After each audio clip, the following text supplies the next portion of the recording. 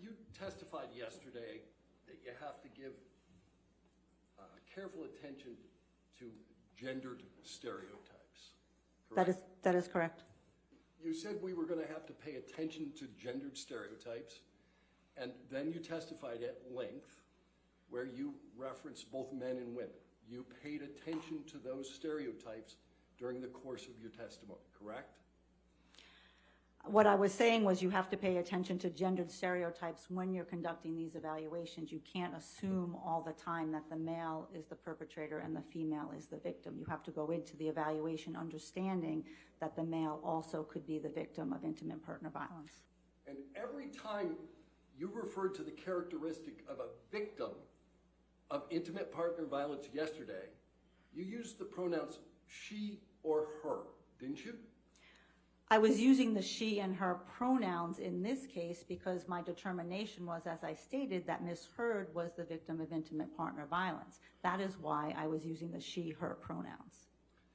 You go on to say that she can and she should. Over and over you use she, right?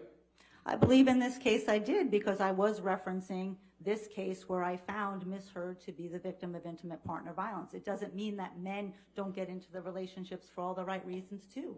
Nearly every time you referenced the perpetrator of IPV, you used he or him, didn't you? And it goes back to the same reasoning as I'm describing my understanding and my evaluation in this matter. Isn't the reason that you used the pronouns that you did that you almost always testify on behalf of a woman? That's not correct. You don't even remember the last time you testified on behalf of a man. Well, I don't testify on behalf of someone. I testify as to the results of my evaluation. I frequently treat and assess male victims of childhood sexual abuse who are coming into treatment for abuse by their Boy Scout leader, by their coach, by their teacher, by a trusted adult. I see them in therapy. I see them in forensic matters, in criminal cases. So I treat and evaluate men all the time. I didn't ask you about treatment. I asked you about testimony. You broke out your practice between treatment and testimony. I'm not asking about treatment. When's the last time you testified on behalf of a man? I testified recently in a deposition on behalf of a man who was traumatized because he was wrongly convicted.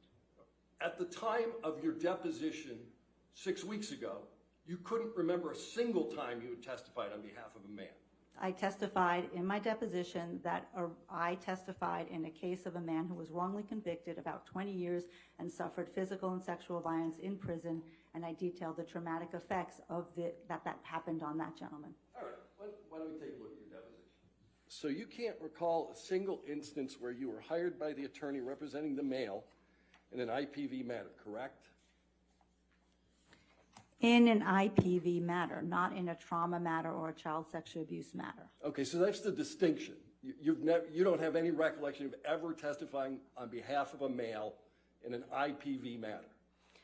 As I stated yesterday, the very first case that I testified in was in a same-sex intimate partner violence where the man was the victim of another man. I routinely treat and assess same-sex couples where then the female can be the perpetrator of another female and the male can be the perpetrator or a victim of his partner. So let me get this.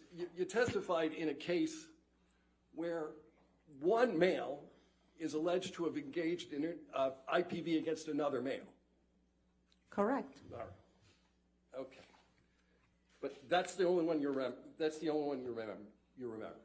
No, I've done this frequently. As you well know, most cases don't go to trial. I've worked on hundreds and hundreds of cases. You've limited to testimony. Many cases don't come to trial, but I've issued reports and worked on many cases of same-sex intimate partner violence where men are the victims. But I did ask you about testimony, and I limited the question to testimony, and the only testimony that you remember is the same-sex couple, right?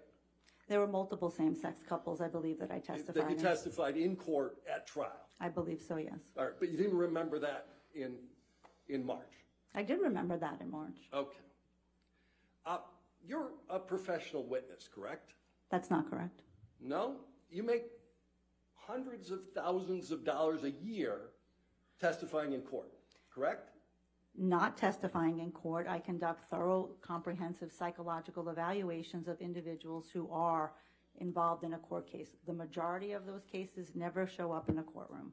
And half of my practice and half of my income is about my clinical work with people who are coming to me for therapy. I didn't ask you about the other half of your income.